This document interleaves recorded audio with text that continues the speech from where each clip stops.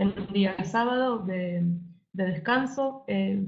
Voy a ir agradeciendo a cada uno de los presentadores a medida que les voy dando la palabra, pero desde ya en un inicio les digo muchas gracias por sumarse a este webinar internacional de defensores ambientales bajo riesgo. Fundación Ambiente y Recursos Naturales realiza este evento virtual en el marco de una campaña global de Civicus llamada SPEAK, Hazte Escuchar, que consiste en 3 días de acción en respuesta al actual contexto mundial en el que personas de todo el mundo se enfrentan a ataques cada vez mayores contra sus libertades básicas. Y en ese sentido se están realizando hoy y mañana también cientos de eventos virtuales y presenciales alrededor del mundo. Y es en razón de esto que, eh, antes de pasar a las destacadas exposiciones que tenemos hoy, desde FARN aprovechamos para invitarlos a realizar 2 acciones concretas en relación a los temas que vamos a escuchar hoy. Por un lado, hacerse partícipes del proceso Camino a un Acuerdo Vinculante para América Latina y el Caribe sobre el Principio 10 de la Declaración de Río sobre el Medio Ambiente y el Desarrollo. Este Principio 10 busca asegurar el acceso a la información, la participación ciudadana y el acceso a la justicia en temas ambientales, para garantizar el derecho a un ambiente sano y sostenible de las generaciones presentes y futuras. Este es un proceso que se inició en la Conferencia de Naciones Unidas conocida como Río+20 en 2012, celebrando los 20 años de la célebre cumbre de la Tierra en 1992, y desde hace ya 2 años los países de la región negocian un instrumento sobre derechos de acceso. Y en noviembre será la próxima reunión de negociaciones en vistas a este tratado regional, y aún quedan pendientes varios temas a definir de este acuerdo, entre ellos justamente es el referido a defensores ambientales. Entonces, lo que pueden hacer es registrarse en la página de CEPAL, que es un organismo de Naciones Unidas, a cargo de coordinar todo este proceso, hacerse parte del mismo y aportar al proceso como ciudadanos. Si una simple búsqueda en Google de principio de CEPAL los dirige a esta página de registro. Y por otro lado, y en línea con este posible acuerdo regional sobre el Principio 10, los invitamos a leer y firmar la Carta Ciudadana que FARN y ya centenares de otras organizaciones y personas a lo largo del mundo han suscrito. Se trata de una carta que proporciona un marco global para la participación de la gente en la conformación de sus sociedades. Es un documento que articula un conjunto común de derechos cívicos y políticos y que sirve para la acción conjunta. Y además también se puede utilizar como una herramienta para la sensibilización, promoción y campañas. Y en ese sentido pueden leerla, la carta, que está disponible en varios idiomas, entre ellos castellano, y suscribirla en esa página web que ven, civiccharter.org. Y pasando ya al tema que hoy nos convoca, decidimos abordar este tema en el marco de estos días de concientización que van a poder ver los distintos tipos de eventos que se llevan a lo largo del mundo por las redes sociales, pero en el caso de FARN quisimos hacer foco en esto de los defensores ambientales. Recientemente se han difundido datos que indican que América Latina se ha convertido en la región más peligrosa para defender el planeta. El último informe de la organización internacional Global Witness indica que 200 defensores del ambiente y los territorios fueron asesinados en 2016 en 24 países del mundo, y 60% de las muertes se concentraron en nuestra región. Entre los países más afectados están Brasil con 49 muertes, Colombia con 37 y Honduras con 14, y después varios otros países de la región. Estos asesinatos están vinculados a la oposición a proyectos extractivos y de grandes infraestructuras, sea del sector minero, petrolero, agroindustrial, la extracción forestal, la caza ilegal, proyectos de agua y represas, entre otros. Vemos que no se cumple con el derecho de las comunidades al consentimiento libre, previo e informado, que los inversionistas alimentan la violencia al financiar proyectos y sectores abusivos y al no apoyar a los activistas locales que son amenazados, y esto incluye a los bancos de desarrollo, que hay intentos de o ya efectivos retrocesos en los niveles de protección ambiental alcanzados y un debilitamiento de las instituciones de derechos humanos. Hay un aumento en la criminalización de la protesta que se usa para reprimir el activismo ambiental y de los territorios. Y además un reciente reporte que salió hace pocos días del Alto Comisionado de Naciones Unidas de Derechos Humanos advierte incluso que un número creciente de defensores de los derechos humanos en general en todo el mundo están enfrentando represalias por cooperar con la ONU en estos temas, lo cual incluye desde represalias e intimidaciones que van desde prohibiciones de viajes y congelación de activos hasta ya otros de mayor gravedad como detención y tortura. Entonces la situación es realmente grave.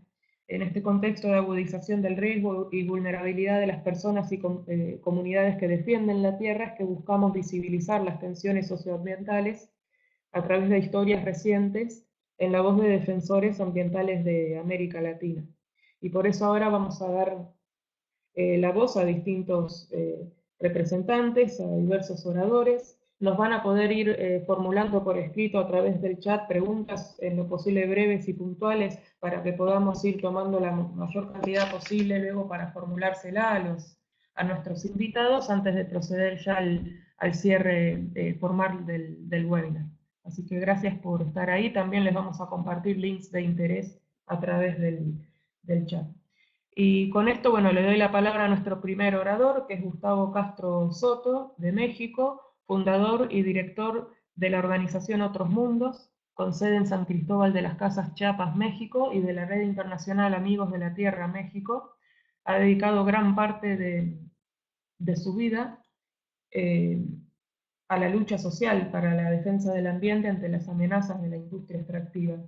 También es miembro del Consejo de Coordinación del Movimiento de los Afectados por las Represas y Defensa de los Ríos, la Red Latinoamericana contra las Presas y en Defensa de los Ríos, Bosques y Comunidades, la Red Mexicana de Afectados por la Minería y el Movimiento Mesoamericano contra el Modelo de Minería.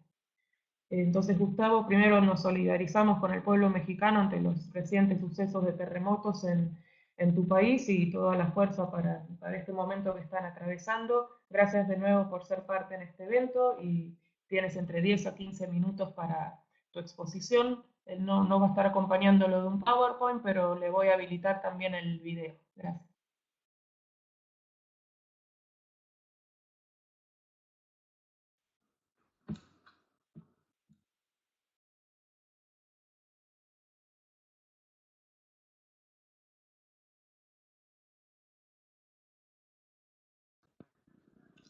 Hola, hola. ¿Se me escucha?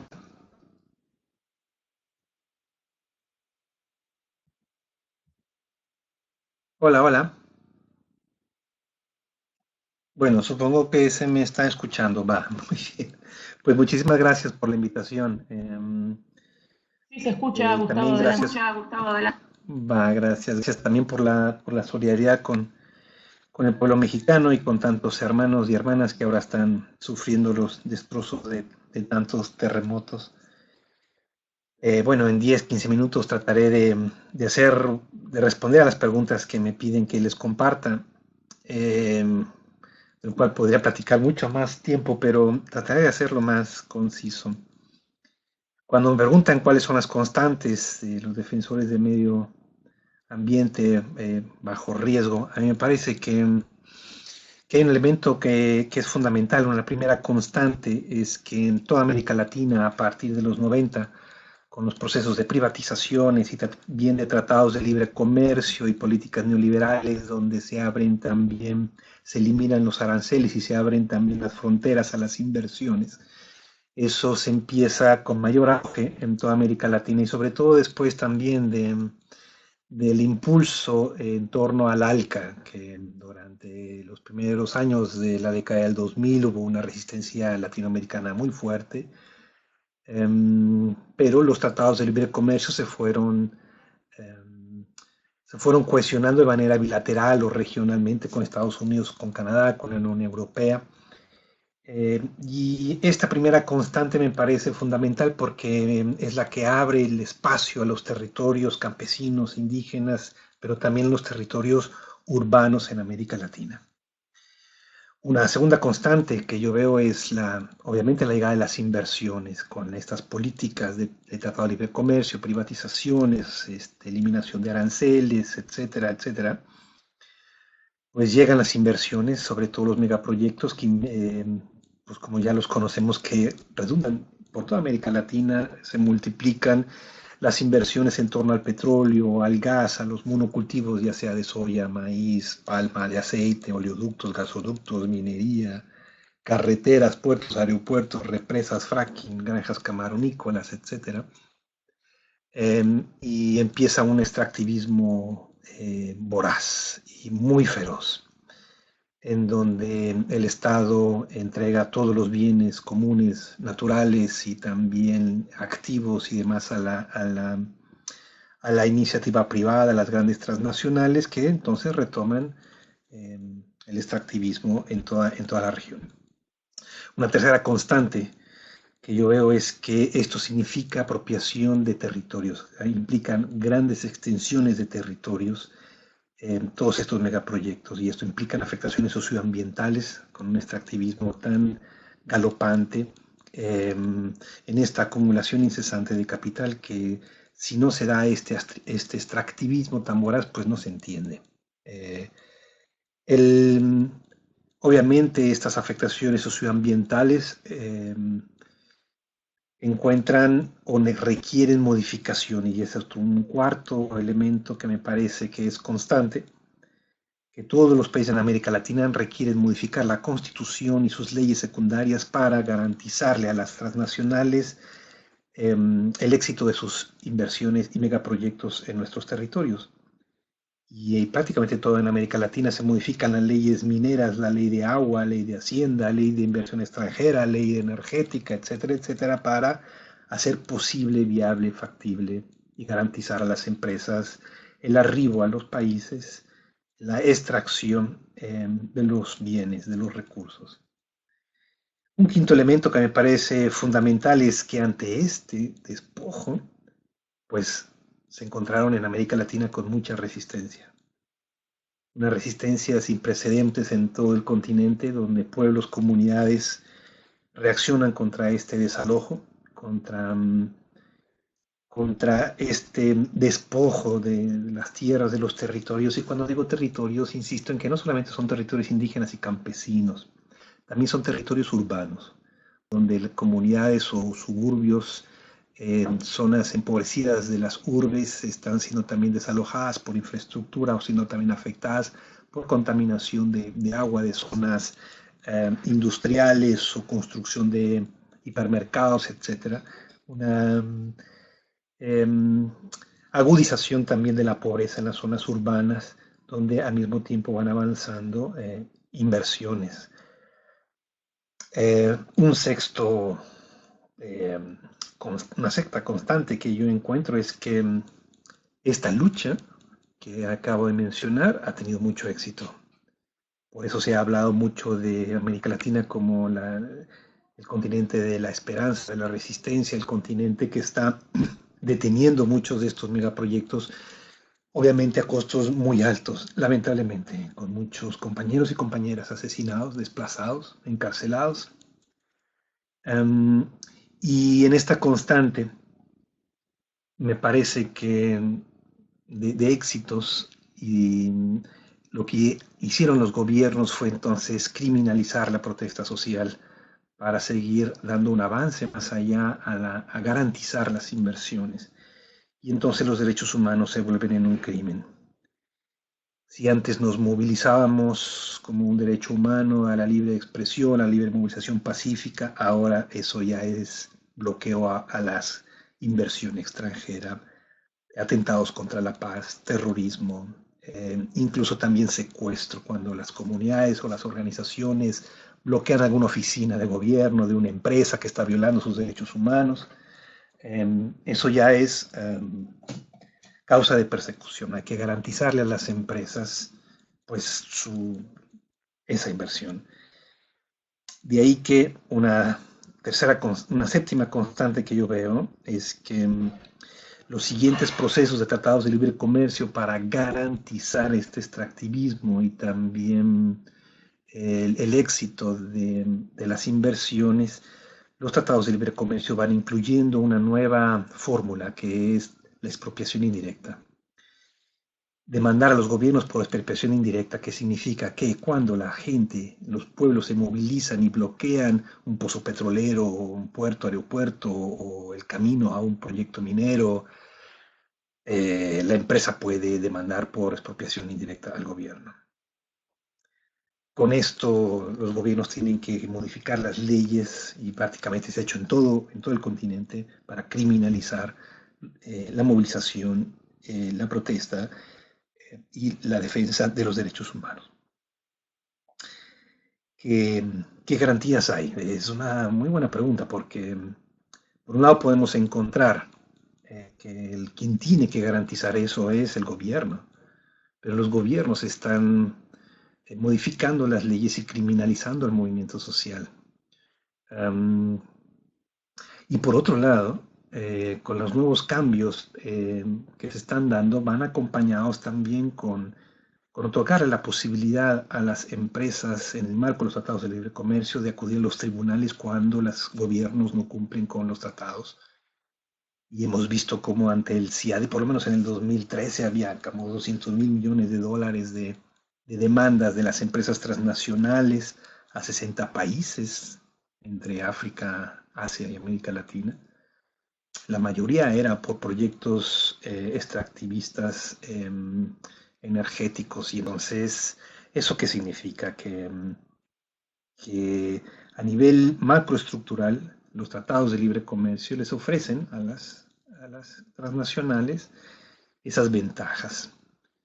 Se van al CIADI del Banco Mundial a demandar a los gobiernos cuando un gobierno no cumple, no facilita, cuando la gente protege sus territorios, su agua, su vivienda, su luz, su educación, sus alimentos, la vida, la vida. Y entonces son demandados. De ahí Argentina se sale del CIADI y luego lo plantea Venezuela y se empiezan a salir otros muchos países del mecanismo del CIADI cuando se le otorga razón a las empresas de esas demandas. El Salvador ahora tiene una demanda enorme, la tiene también Panamá, la tiene también Costa Rica, que ha prohibido la minería de oro. ¿Cómo los gobiernos entonces nos van a garantizar eso? La siguiente pregunta es si a nivel multilateral se va a lograr. Hay unos principios pues no vinculantes, voluntarios de Naciones Unidas, hay también unos reglamentos, un reglamento en el caso de la Unión Europea,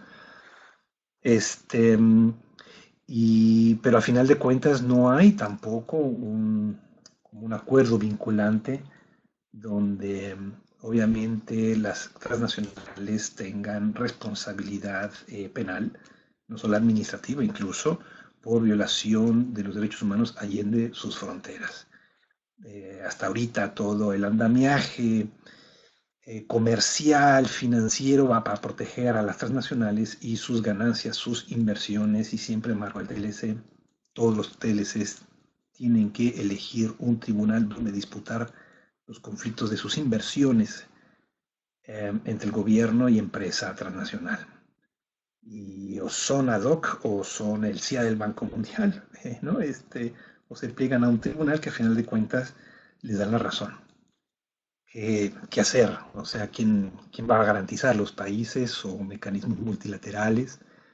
Estamos ahora bajo la urgencia de un acuerdo vinculante, visto lo visto y la tendencia que hay, sobre todo porque las inversiones son tan enormes, tan significativas y tan millonarias, que lo que nos hemos dado cuenta en el territorio es que cuando las transnacionales logran definir un interés de inversión es muy difícil que se vayan. No imposible, pero sí el costo es mayor de movilización, de criminalización. Y entonces nos hemos estado planteando en la resistencia contra las represas, contra la minería, contra la palma de aceite y otros, es que tenemos que cambiar la estrategia en las comunidades, en la resistencia. Tenemos que modificar la forma de cómo resistir, pero no esperar entonces a que lleguen las inversiones, sino la estrategia va más apuntalada hacia la prevención.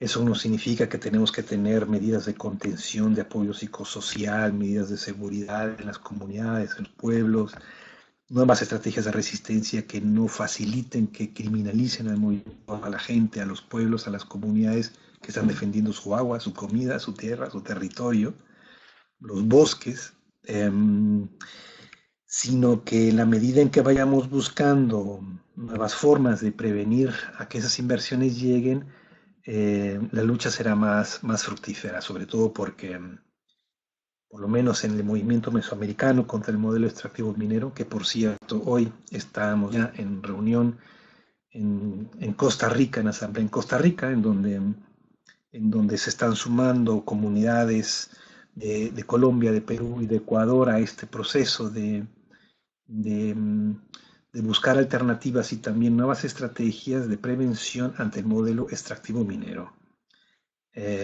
Y nos parece que bajo esa estrategia podemos disminuir los riesgos, minimizar los riesgos. Y decimos minimizarlos y disminuirlos porque nos parece que al final de cuentas las inversiones son tan millonarias que es muy difícil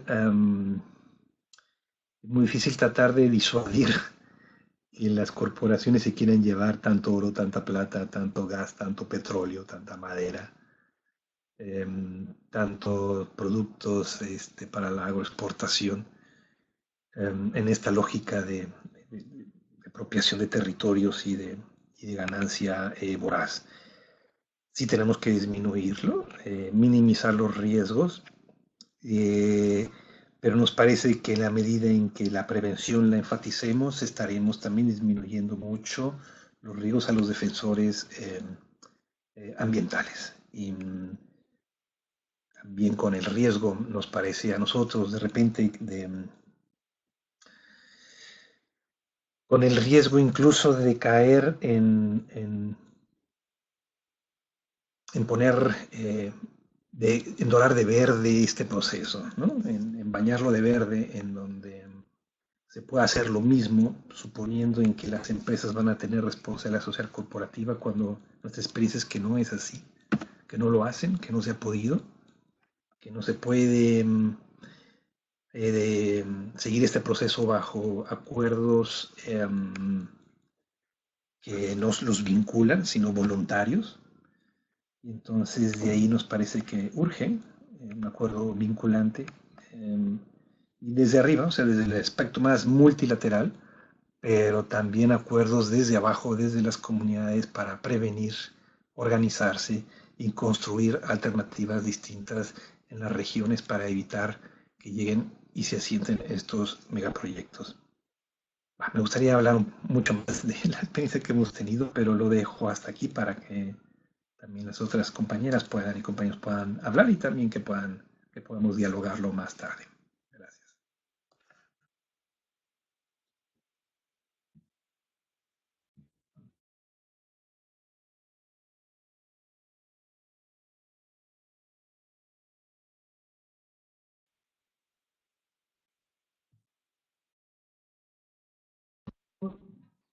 Eh, a ver, ahí. Muchas gracias, Gustavo, por tu exposición. Esperamos que haya alguna pregunta del público para retomar contigo. Y ahora le voy a habilitar también el audio a Dora Lucy Arias, del colectivo de abogados José Alvear Restrepo, de Colombia, quien ha dedicado su carrera a la defensa de los derechos humanos de comunidades afectadas por megaproyectos extractivos mineros en Colombia y Latinoamérica, a través del trabajo de documentación, investigación y litigio. Su objetivo es que las comunidades afectadas por conflictos ambientales puedan permanecer en su territorio con plena realización de sus derechos. Dora ya nos ha pedido compartir un video que lo hemos hecho a través del chat y pueden acceder al mismo y nos comentará más sobre ese respecto. Así que Dora, ahora en 5 segundos te habilito el micrófono para tu exposición. Gracias.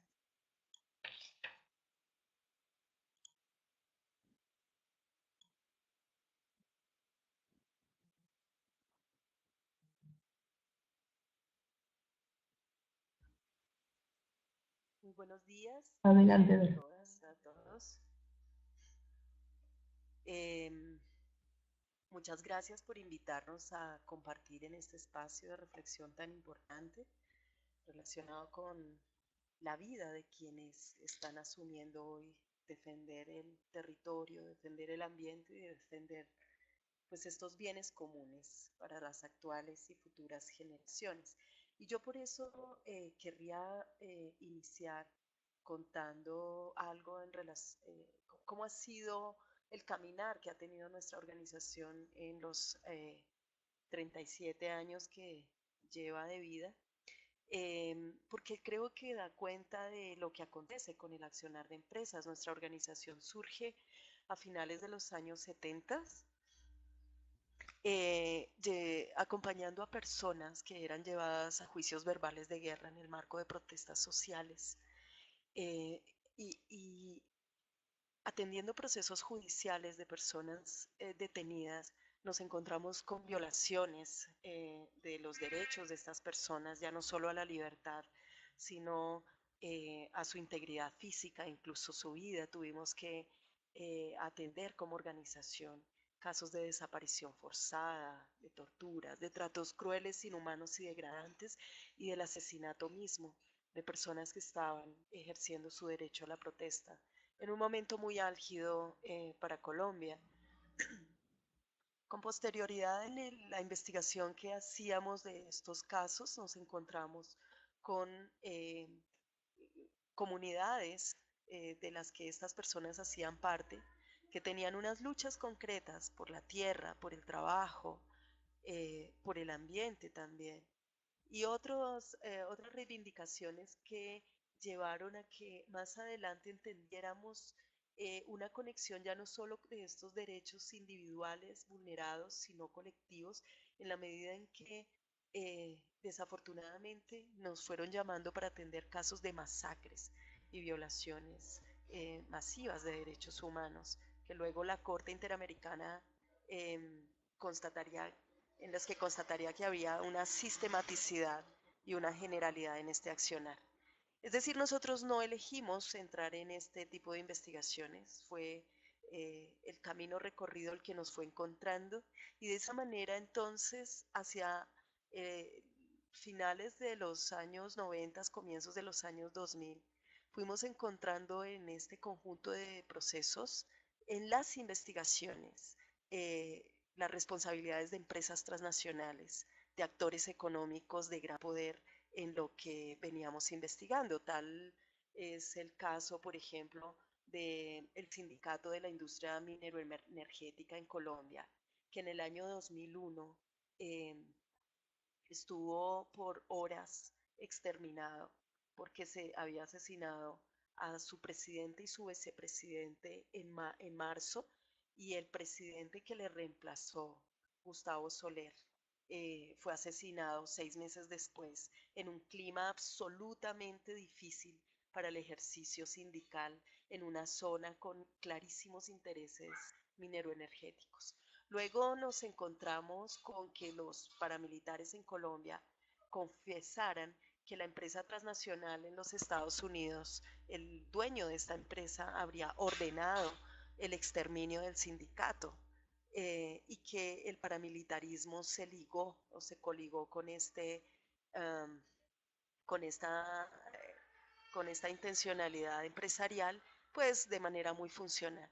Asimismo, constatamos como otra empresa bananera pues, de monocultivo del banano en Colombia confesó en los Estados Unidos financiar a los grupos paramilitares, de los que hoy pues está claramente comprobado gravísimas violaciones de derechos humanos que están ligadas a su accionar, dolor y muerte que hay en la zona de Urabá y en Magdalena, y en zonas en donde, por ejemplo, partidos políticos, grupos y organizaciones comunitarias tuvieron que salir literalmente barridas de la región, porque en ese momento en donde precisamente se estaba financiando estos grupos, estas personas, organizaciones, no pudieron quedarse para defender las causas de derechos humanos que les mantenían allí.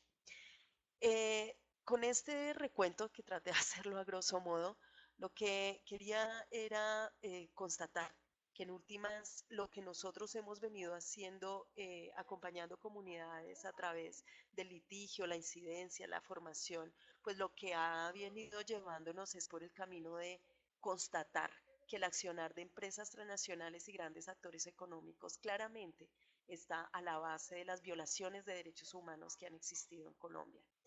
Entonces aquí, ¿qué hemos visto?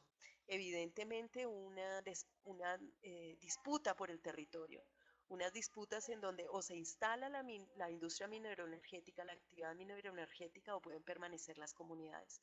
Y en esas disputas, lamentablemente, el Estado colombiano, y como hemos visto, pues otros estados, y como ya Gustavo acaba de explicarlos, la mayoría de los estados se sitúan al lado de los actores empresariales y no en la obligación de proteger derechos, de respetarlos y garantizarlos como son sus obligaciones internacionales. En el caso de Colombia, se constató, por ejemplo, eh, que actores privados actuaron con la connivencia, con la aquiescencia, con la tolerancia, que son los verbos que utiliza la Corte Interamericana de Derechos Humanos para definir la manera en que el Estado colombiano permitió que los grupos paramilitares actuaran, precisamente estos grupos de los que de los que he hablado anteriormente.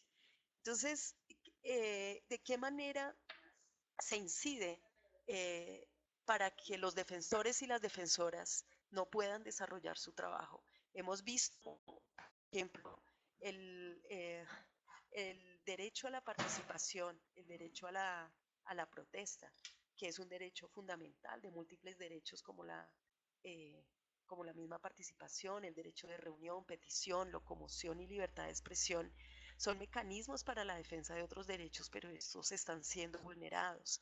Y que la mayoría de estos estados en la región, aunque lo reconocen a nivel legal y constitucional, al mismo tiempo no están garantizando la realización de estos derechos.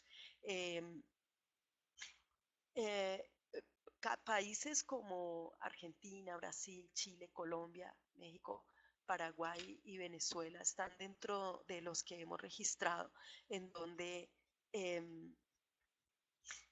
los derechos a la movilización y protesta, fuimos analizándolo y nos dimos cuenta que por lo menos hay 4 patrones: las restricciones legales y administrativas, la represión y el uso de la fuerza, la criminalización y la impunidad.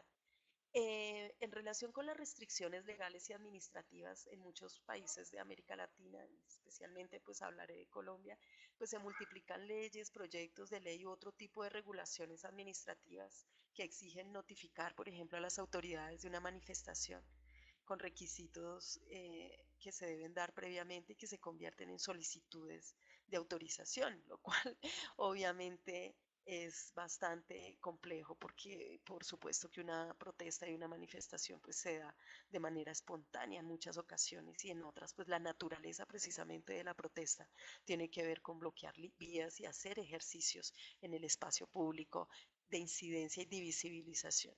Una segunda tendencia es una regulación penal y penalización de conductas propias de la protesta. Eh, de esas perturbación de vías, por ejemplo, que son tipificadas en conductas que antes no lo eran, como el uso de máscaras, el incremento de penas para casos de daño en propiedad o vandalismo, o cuando se cometen en el marco de manifestaciones. Esta proliferación de leyes que pues uno podría determinar que se están dando en el marco de leyes antiterroristas como en Paraguay o Brasil, que suspenden garantías procesales, o la inclusión del tipo penal de terrorismo en una redacción muy amplia como en Argentina, en Brasil, en Ecuador y en México, eh, pues son claras muestras de lo que viene sucediendo en relación con el tema de la participación. Eh, Hemos constatado otro tipo de restricciones para el ejercicio de la defensa del ambiente y del territorio, como la creación de unos climas contrarios al ejercicio de este derecho a través, por ejemplo, del uso de términos que deslegitiman esa labor. En Colombia hemos escuchado términos funcionarios como la yihad ambiental, que se refieren al ejercicio que hacen defensores en territorio como la yihad ambientalista, eh, em, ecoterroristas, ambientalistas extremos, que por supuesto lo que generan son unos climas que no permiten un ejercicio tranquilo eh, de la defensa al ambiente. También hemos visto cómo hay unas particularidades en la manera de agredir a hombres y a mujeres. A las mujeres, por ejemplo, este tema de dirigir un ataque relacionado a el uso de su cuerpo, por ejemplo, em, a atacar a sus hijos, atacar su prestigio, eh, y su intimidad y a compañeras, por ejemplo, en Colombia, como ha sucedido en el caso del colectivo de abogados, que denotan una clara diferenciación en la manera de ataque a hombres y a mujeres, y es como a una compañera nuestra que era presidenta en su momento de nuestra organización, le han enviado una muñeca Barbie destrozada, eh, con esmalte rojo en la vagina, en los senos, los ojos quemados, con la ropa también manchada de sangre y en un papel de regalo diciéndole su familia es muy linda, cuídela. Y todo eso se da en el marco de, pues de una clara persecución a su hija menor de 5 años y a ella, ¿no? Como presidenta de nuestra organización. Por otra parte, una de las tendencias que hemos constatado en el país en relación eh, con la defensa de derechos económicos, sociales y culturales en Colombia, específicamente en la implementación actual de los acuerdos de paz y la labor que desempeñan estos defensores, que es vital para la verificación de los acuerdos y que buscan dotar de sentido y contenido a los puntos pactados en esos acuerdos. Vemos que organizaciones sociales han llamado la atención, incluso actores estatales y la misma comunidad internacional, sobre el aumento de agresiones a líderes sociales y defensores, particularmente a aquellos dedicados a este tipo de defensa de derechos. Eh, Se ha dicho, por ejemplo, cómo actualmente 363 organizaciones se encuentran en un altísimo riesgo, de las cuales al menos 173 de ellas tienen carácter étnico, campesino, ambientalista o sindicalista, y asumen la vocería de problemáticas sobre la tierra, el agua potable, la educación, la salud, la alimentación, la vivienda y servicios públicos de los sectores más marginados de la población. Estas agresiones entrañan violaciones, por supuesto, a los derechos humanos en varias dimensiones, pues además de verse en mayor vulnerabilidad, los derechos económicos, sociales y culturales que defienden, pues se ven sometidos a la violación de sus derechos civiles y políticos. Eh, yo no sé cuánto tiempo llevo, pero bueno, quisiera redondear pues estos rasgos generales que he tratado de describir para dimensionar el, la dificultad de desarrollar defensa del ambiente y del territorio en contextos de tan alta hostilidad. Y quisiera entonces concluir de la siguiente manera. Nosotros vemos, por ejemplo, con el aumento de la participación en Colombia a través de mecanismos de participación ciudadana y la altísima agresión que están recibiendo las personas que participan en este tipo de procedimientos, que evidentemente estamos ante estados que no quieren escuchar, no soportan la participación de las comunidades, y precisamente en Colombia se está generando hoy una ley a través de la cual se pretende limitar los alcances de este tipo de participación, que si bien tiene una normativa legal, eh, y constitucional que la respalda, de todas maneras el que las comunidades se opongan al ejercicio de la minería les está llevando a que se modifiquen los marcos regulatorios e incluso constitucionales para disminuir el alcance de esa participación. Por otro lado, que tiene que ver también con lo que hace FARN y lo que hemos hecho en conjunto en relación con el principio 10, el acceso a la información y el acceso a la justicia son graves dificultades que enfrentan hoy los defensores en diferentes partes de América Latina, y esa es una información que cada vez se ve más restringida con argumentaciones de seguridad nacional que no lo es. Entonces, el no tener acceso a esta información está generando graves dificultades para poder ejercer los derechos de participación y de defensa del territorio y del ambiente. Por último, el acceso a la justicia. Una de las características que hemos constatado durante todos estos años es la altísima impunidad en que se quedan las violaciones de derechos y, por supuesto, las violaciones que enfrentan los defensores y las defensoras en el ejercicio de su labor. Eh, por ejemplo, nosotros aquí hemos visto que entre 2016 y 2007 en Colombia, el sistema de alertas tempranas de la Defensoría registró 156 asesinatos, 33 atentados, 5 desapariciones forzadas, 9 casos de uso arbitrario del sistema penal, 5 homicidios y 320 lesionados por el uso abusivo de la fuerza, 6 casos de hurto de información y un caso de violencia sexual, y todos ellos constituyen pues violaciones a los derechos a la vida, integridad, libertad de expresión, derecho de reunión, debido proceso. Estos hechos se encuentran en la impunidad, en una impunidad que lamentablemente se convierte en una nueva limitante y en una nueva forma de agresión para el ejercicio de la defensa del territorio. Em, Así creemos, bueno, y por otra parte la impunidad está en que la Fiscalía en Colombia acaba de decir que las causas son múltiples, es decir, no hay una presunción legal que determine que cuando una persona ejerce la defensa del ambiente o del territorio, pues las investigaciones en relación con las agresiones de las cuales de las cuales esta persona es víctima, pues se puedan investigar en principio asumiendo que se trata de la defensa de ese ejercicio del ambiente y del territorio, sino que la respuesta es que hay una multicausalidad, lo cual se convierte en una distracción para el ejercicio de la justicia y por consiguiente pues para dar unos resultados claros en las investigaciones.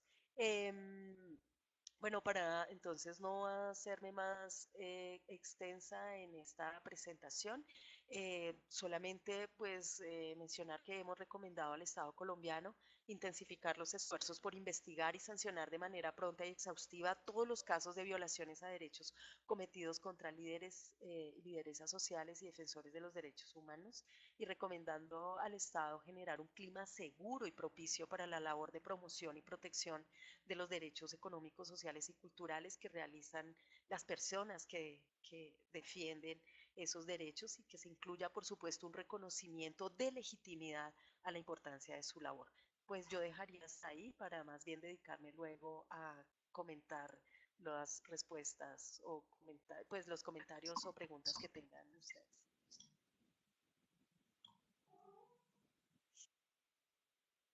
Muchas gracias, Dora, por tu tan interesante exposición y realmente preocupante también la cuestión que mencionabas de las mujeres. También ha habido comentarios en el chat y que están realmente muy vulnerables porque muchas veces son quienes lideran y organizan este tipo de movimientos de resistencia contra grandes proyectos extractivos, ¿no? Por lo tanto, su vulnerabilidad es muy alta, además de otros tipos de violencia que sufren, ¿no?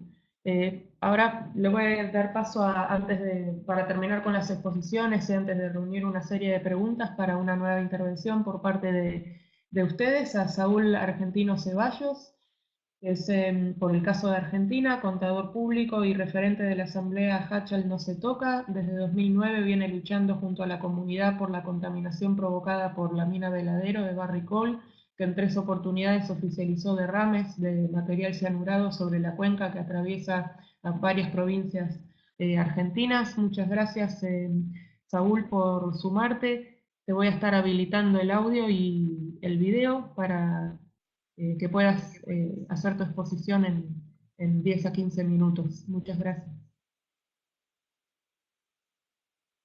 Hola. Adelante, se escucha muy bien. Hola, el agradecido soy yo por esta instancia de compartir experiencias. Me solidarizo con Gustavo, con Dora, por las problemáticas de extrema violencia que viven en sus países. Acá en la Argentina tenemos persecuciones, tenemos intimidaciones, pero bueno, en muy pocos casos han llegado a extrema violencia. Nosotros consideramos que la problemática justamente latinoamericana y también en el África son problemáticas que se agudizan en función del tipo de gobierno que tenemos. Consideramos que América Latina tiene recursos naturales que son muy importantes para su desarrollo y no entendemos cómo se sigue apostando a la pobreza de nuestros pueblos justamente por gobiernos entreguistas, porque desde nuestros gobiernos se tendría que colocar limitaciones al extractivismo extremo que pretenden desarrollar con nuestros recursos naturales y generar un desarrollo integral de los pueblos, tanto en las localidades rurales como en las ciudades. Yo creo que esto es posible, pero consideramos que tendrían que verse referidas las políticas públicas de desarrollo, tendrían que ser puestas a, tendrían que haber, hola, Hola, sí se escucha. perdón. No, tendrían que verse puestas en consideración de cada población para ver si avanzan los distintos tipos de emprendimientos extractivistas. Las políticas públicas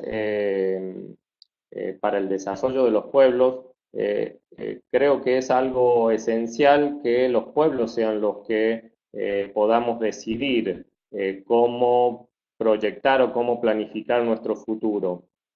Para eso tenemos que exigir que se nos escuche. Nosotros acá en Hachal, en San Juan, Argentina, pedimos poder tener una consulta popular sobre la megaminería en las nacientes de nuestro río, en las nacientes de la cuenca del río Hachal, y no nos permitieron hacerla.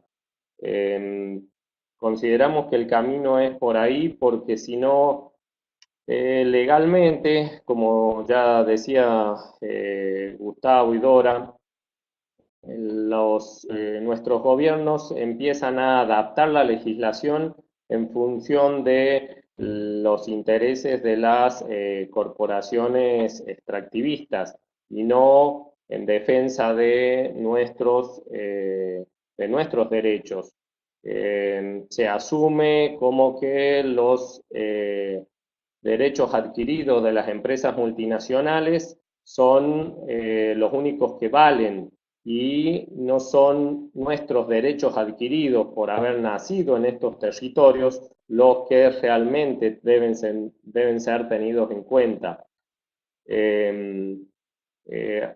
Vemos, por ejemplo, acá en la Argentina con el tema de la megaminería, como un convenio, el Acuerdo Federal Minero ya va en contra de la Ley de Protección de Glaciares que está vigente desde el año 2010. Eso es un preanuncio de que en el año 2018 van a intentar derogar la ley. Por eso es que tendríamos que ver la forma de apuntar a que las políticas públicas que se implementen desde nuestros gobiernos sean decididos por las poblaciones y no por nuestros gobernantes. ¿Por qué? Porque terminan siendo funcionales a los intereses de las multinacionales y al exceso de ganancias que ellos pretenden para para poder desarrollar todo tipo de mega emprendimientos.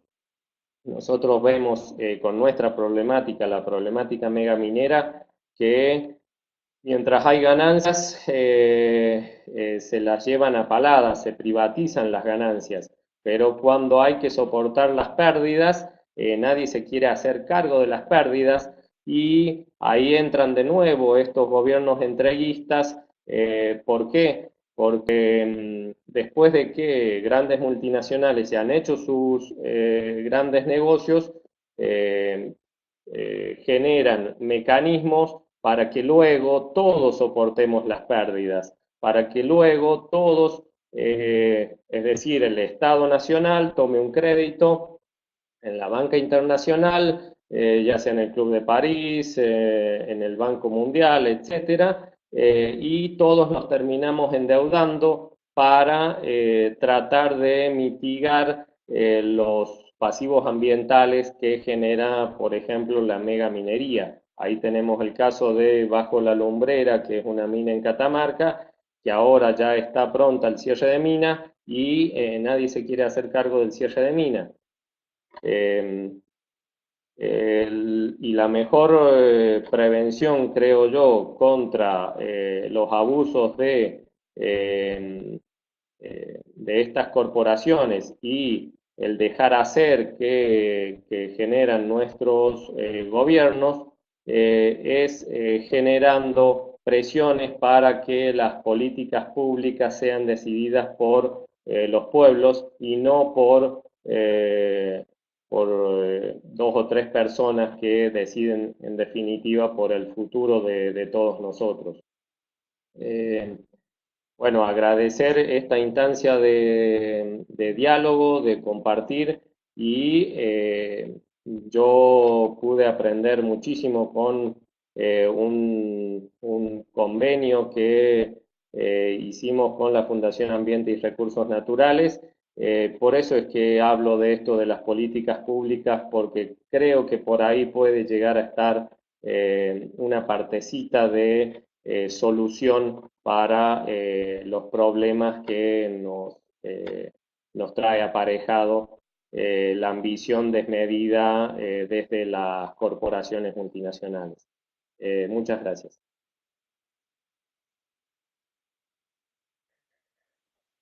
Muchas gracias por tu aporte y darnos a conocer la situación en Hachel y también otras zonas de Argentina. Ahora lo que voy a hacer es habilitarles el micrófono a todos para una serie de preguntas y ya ir cerrando, agradeciéndoles una vez más por su tiempo, por ser parte de este webinar. Entonces, primero denme unos segunditos para hacerlo, para habilitar. Y hemos tomado algunas de las consultas que se han hecho. Así todos pueden aportar y luego sí ya vamos cerrando. Ahí entiendo que todos ya están habilitados con mínimo el micrófono. Bien, y en línea con algunos de los comentarios que se han hecho, algunos han consultado sobre todo ante el caso particular de las mujeres, ¿no? Y las violencias crecientes y las amenazas que sufren y que además muchas veces ellas lideran estos movimientos y por lo tanto son muy vulnerables a este tipo de ataques y amenazas. Y existen redes latinoamericanas de reacción inmediata, de apoyo, algún capítulo de lo que se conoce como Frontlines Defenders, o si mismo las propias mujeres se organizan entre ellas para hacer frente a este accionar de violencia del que son víctimas, ¿no? No solo organizarse entre ellas mismas, porque unidas pueden ser más fuertes ante estas adversidades, sino también si se unen junto a otro tipo de actores para, bueno, que sumen más aún a la causa y puedan hacer su resistencia más fuerte. Entonces, por ese lado, cómo se está atendiendo la cuestión de las mujeres y se organizan y se juntan con otros tipos de actores para resistir. Y por otro lado, bueno, hemos visto que justamente iba a preguntar si se han hecho avances en la investigación de los asesinatos que ha habido y por lo que escuchamos en verdad no. que reina bastante la impunidad. Entiendo también entonces los gobiernos no deben reconocer que hay un problema para atenderlo y ponerle fin con medidas. Por el contrario, lo que hace es cercenar derechos que ya han sido consagrados y que haya retrocesos en los niveles de protección alcanzados. Entonces, ante este escenario y una creciente criminalización de la protesta, ¿cuál va a ser la tendencia entonces de aquí a 10 años, ¿no? Y cuál sería la estrategia como sociedad civil para hacer frente a esto y poder proteger a los defensores del ambiente y los territorios? Y después una pregunta particular para Dora, que sé que viene siguiendo el proceso del principio 10. ¿Cómo crees si hay un acuerdo regional del principio 10 que puede ayudar a la protección de los defensores? Y para el caso de Saúl, si bien él, como mencionaba, no se ha llegado a graves agresiones físicas o de asesinatos, bueno, se advierte en la zona de los proyectos, una militarización de la zona, se han tenido casos de listas negras, y en todo caso, ¿cuál ha sido su estrategia ante ello y para lograr acceder a información sobre el proyecto y que efectivamente se haga la consulta al pueblo de Hachal sobre estos proyectos, ¿no? A ver qué estrategia están llevando adelante sin que la situación haya llegado a los extremos que vemos en otros países hermanos. Entonces, podemos hacer una ronda en el mismo sentido de las presentaciones, empezar por Gustavo, luego Dora y el cierre con Saúl. Gracias. Bueno, muchas gracias. Bueno, si quisiera hacer énfasis en lo que decía Dora, que me parece bien importante, que como la criminalización va aumentando en muchos más feminicidios.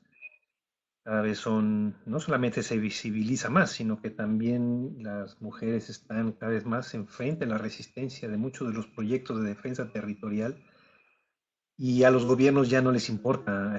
Yo recuerdo que hace algunos años cuando en las movilizaciones que hacíamos siempre, bueno, no mucho siempre, pero en muchas ocasiones eran las mujeres que se ponían al frente porque sabíamos que el ejército ni la policía les iba a hacer nada y los hombres eran los primeros que llevaban a la cárcel.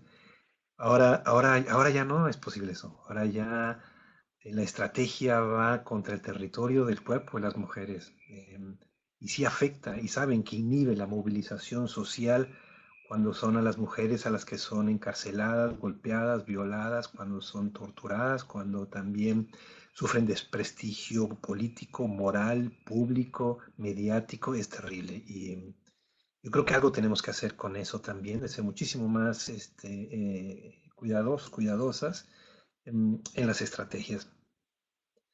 Lamentablemente, yo considero que la tendencia va a aumentar, y va a aumentar en el sentido en que el extractivismo se está fortaleciendo, en que los tratados de libre comercio están también delegando más derechos y facultades también a las empresas para el extractivismo, que están modificando las leyes no solamente para criminalizar la protesta y los derechos humanos y también garantizar a las empresas su extracción, sino que la población no se deja. Y yo creo que ahí los pueblos, puede parecer muy paradójico, yo creo que en la medida en que hay más violencia hay más esperanza, porque me parece que esa violencia está en relación a la movilización social, y la movilización en América Latina es bien fuerte y eso es muy esperanzador. Estamos resistiendo bastante, hay muchísima coordinación, movilización, hay muchos grupos de todos buscando formas alternativas de desarrollos locales, de resistir de muchas maneras. Y obviamente la respuesta cada vez es mucho más violenta, pero más que, yo insisto que más que quedarnos en la imagen de la violencia que estamos viviendo, démosles la vuelta a la moneda y veamos y rescatemos y visibilicemos todas las luchas de resistencia que se están dando, con mucho espíritu de solidaridad, resistencias y alternativas que se están dando en muchas regiones, tanto urbanas, campesinas como indígenas. Y que eso yo creo que pues es la esperanza en América Latina. Y me parece que eso se va cada vez consolidando más. Y obviamente los gobiernos y las transnacionales van a seguir viendo la forma en cómo seguimos criminalizando más. Hay que cambiar la estrategia, hay que buscar nuevas estrategias y dando arriba y dando abajo. O sea, dando abajo organizándonos y también buscando estrategias de prevención y dando arriba también hasta donde podamos y donde se pueda buscar incidir en en los espacios multilaterales, incidir también en el tratado vinculante y en otras esferas, pero a fin de cuentas también el músculo social y la organización social es la que va marcando, creo yo, la esperanza de los pueblos.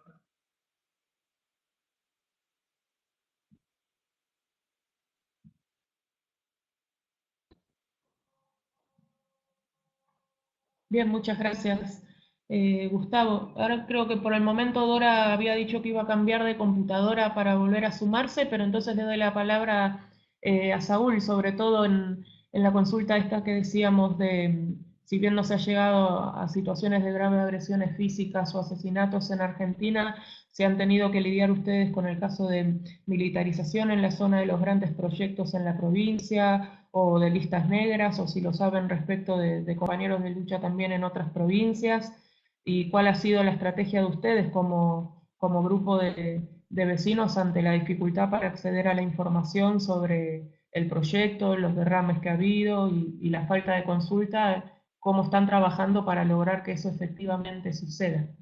Gracias. Sí, nosotros en Hachal, San Juan, desde hace aproximadamente 10 años, es que venimos sufriendo esta persecución que por lo general ha sido individualizar a las personas que más querían buscar información o generar algún tipo de inquietud ambiental. Y después del derrame de 2015, de septiembre de 2015, de agua cianurada en la mina Veladero de Barrick Gold, de la irresponsable canadiense Barrick Gold, tuvimos justamente esto de acrecentar la militarización en la zona.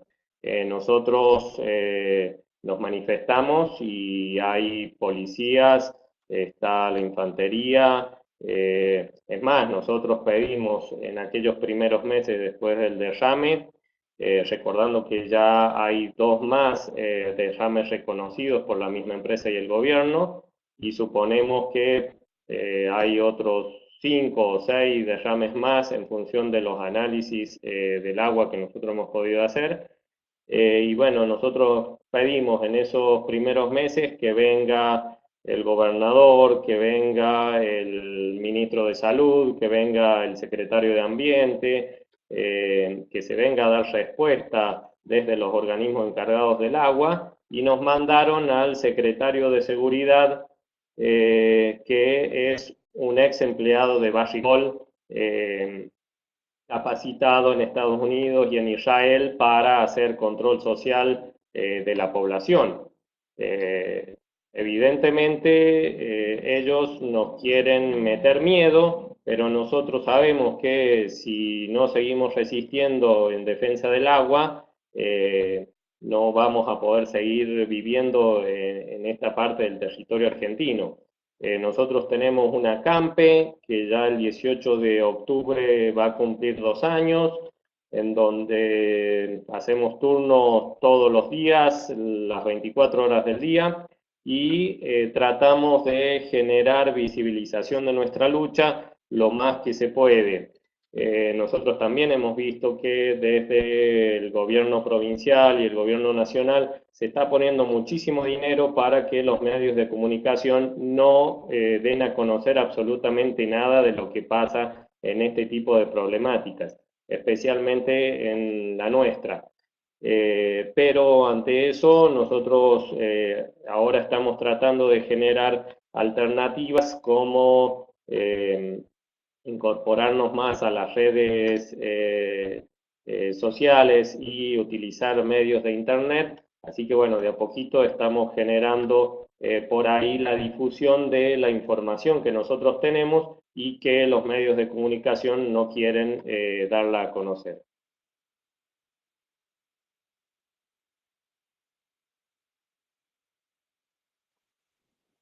Bien, muchas gracias, Saúl. A ver si ahora logramos darle voz a Dora para las consultas que había respecto eh, de su alocución. A ver si nos puede responder.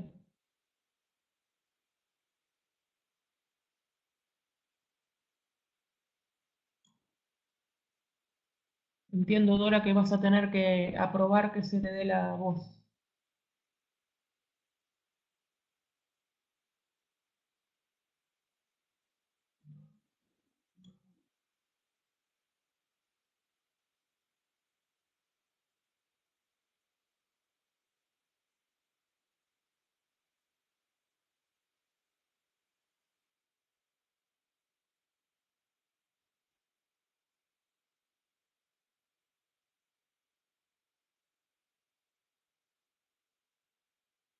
Haciendo un aporte para lo que dice Gabriela acá en el chat, justamente nosotros vemos que en la Patagonia se está yendo contra las comunidades originarias, justamente por eso, porque son un obstáculo para los mega emprendimientos mineros o de petróleo o avances territoriales desde grandes corporaciones mundiales que los pobladores de estas zonas, bueno, que somos un estorbo y hay que tratar de solucionarlo de la forma más radical posible, según ellos.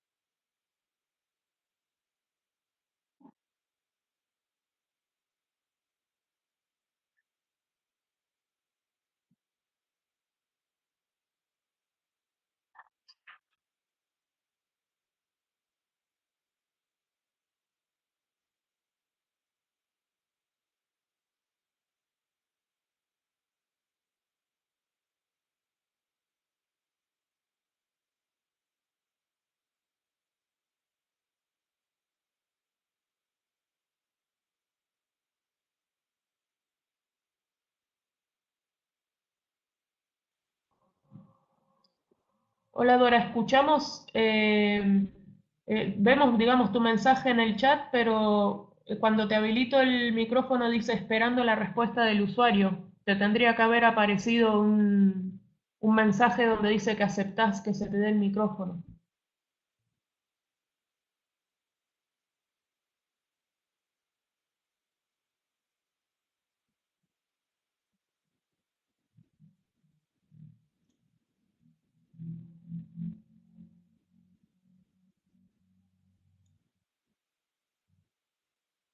Sí, está a la espera de que se te dé el micrófono. Eso es lo que vemos desde acá. No sé si tú nos escuchas a nosotros.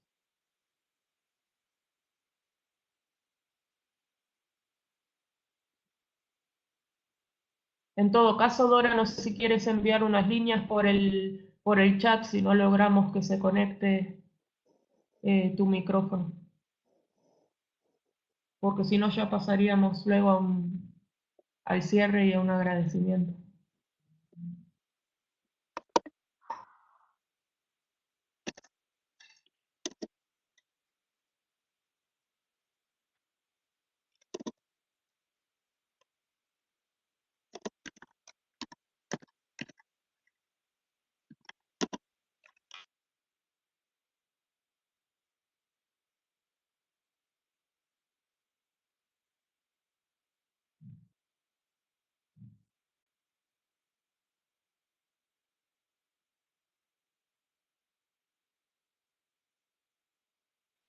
Sí, va a estar disponible el video, va a quedar grabado.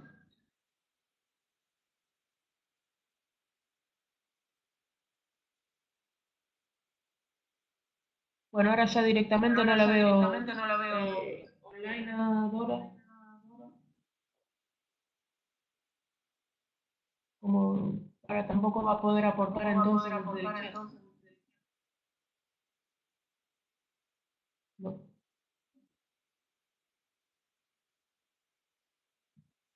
Bueno, una lástima porque creo que hubiera estado bueno su aporte a las preguntas que se había hecho, pero creo, en todo caso, bueno, le podemos pedir un párrafo de cierre para después compartírselos a ustedes. A la consulta que hacían, que sí, que si va a quedar grabado el webinar, así es, se lo vamos a compartir. Estoy viendo una vez más antes de cerrar si aparece Dora, pero no. Por lo cual creo que me parece interesante el cerrar con este mensaje que daba Gustavo, ¿no? En el sentido de que más allá de lo preocupante de la situación en la región, de que la región figure en estos reportes mundiales que se hacen de muerte de defensores y defensoras ambientales y del territorio, siendo la región que más agrupa asesinatos, digamos, y que no lo debemos tomar como números fríos, sino que detrás de cada uno de ellos hay gente que está muriendo por defender el ambiente y sus territorios y por pedir que no se afecten derechos que están consagrados a escala nacional e internacional y que se pretenden cercenar. Más allá de esta grave situación, es quedarnos con una imagen positiva y de esperanza, que en América Latina la gente está activa y está peleando por la defensa de sus derechos, por un medio ambiente sano y acceso a la tierra, defensa de sus territorios, para bien de las generaciones presentes y futuras, ¿no? Por desgracia está siendo víctima de este tipo de ataques justamente por eso, porque está activa en los territorios defendiendo sus derechos. Pero bueno, está activa dando pelea a este tipo de proyectos. Entonces es importante seguir visibilizando esto, tomándolo también desde no solo la cruda realidad de los números, sino también la esperanza, ¿no? De que la gente está activa y que cada vez más gente se entere de esto, no solo aquellos que trabajamos los temas ambientales o de territorios, que podamos convencer a los que aún no están convencidos y seguir visibilizando nuestra agenda como sociedad civil en todo tipo de foros, a escala local, nacional, regional, internacional. Si nosotros no llevamos esta agenda como sociedad civil a estos espacios, no lo hace nadie. Por lo que vemos, los gobiernos ni siquiera reconocen que tienen un problema para tomar las medidas del caso, ¿no? Sino que lo que hacen directamente o es negarlo, o mirar para otro lado, o asegurar impunidad, o directamente pretender bajar los niveles de protección ambiental y los derechos humanos ya consagrados, ¿no? Entonces me parece importante seguir visibilizando el tema desde la esperanza, desde seguir reclamando por la garantía de nuestros derechos y generar alianzas, ¿no? Siempre unidos la resistencia va a ser mucho más sencilla y va a tener mayor impacto.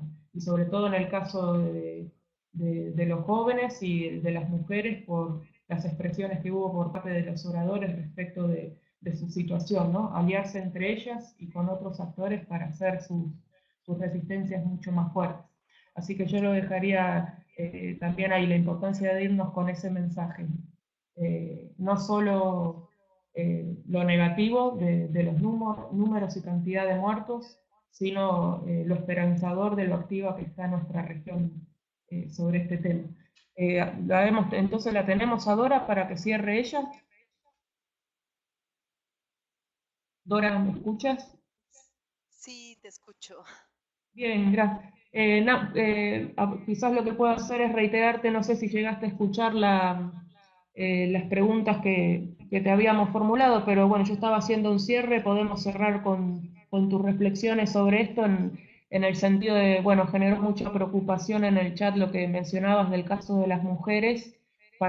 Yo consultaba a ver si ante esto ellas se están organizando para resistir y si se alían también con otros actores para que sumen a sus acciones de resistencia, y dado que está cercana al proceso de principio 10, si crees que un acuerdo vinculante sobre esto puede ayudar a la causa y a las acciones de los defensores y defensoras ambientales, ¿no? Y bueno, la reflexión final que quieras hacer y cerramos. Gracias.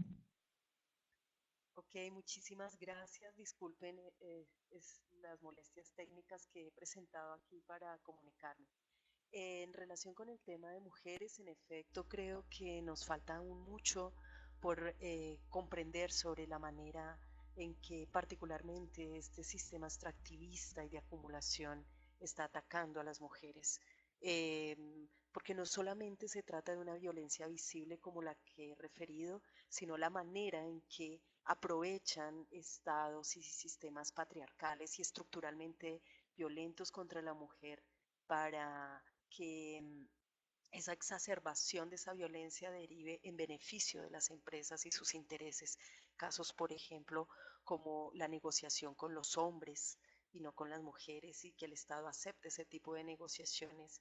Cuando la mujer se entera ya sale de su territorio, de su casa, sin poder siquiera opinar, las enfermedades en sus aparatos sexuales y reproductivos que ni siquiera muchas se atreven a comentarlo porque se les criminaliza y se les rechaza, además porque su cuerpo es foco de atención y de discriminación.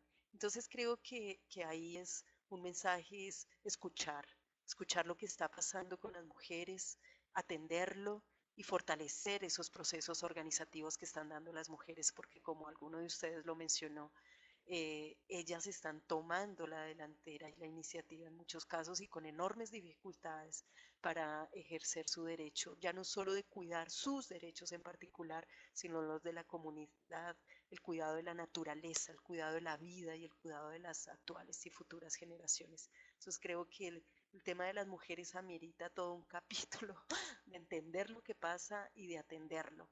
Lo otro en relación con el principio 10, y creo que es un proceso muy importante, yo lo que haría es un llamado a que nos enteremos de lo que está pasando y que podamos hacer cosas en nuestros países a fin de visibilizar esa importancia y de exigir que los estados realmente se comprometan con los principios, con el principio 10, que son derechos de acceso a la información, a la participación y a la justicia. Son tres derechos sin los cuales va a ser muy difícil defender el ambiente y lamentablemente el Estado colombiano es de los estados que menos está favoreciendo la apertura hacia estos derechos con una habilidad enorme, como lo dejamos ver aquí en una audiencia que hicimos en el Congreso para mostrar lo que estaba pasando en este acuerdo de negociación.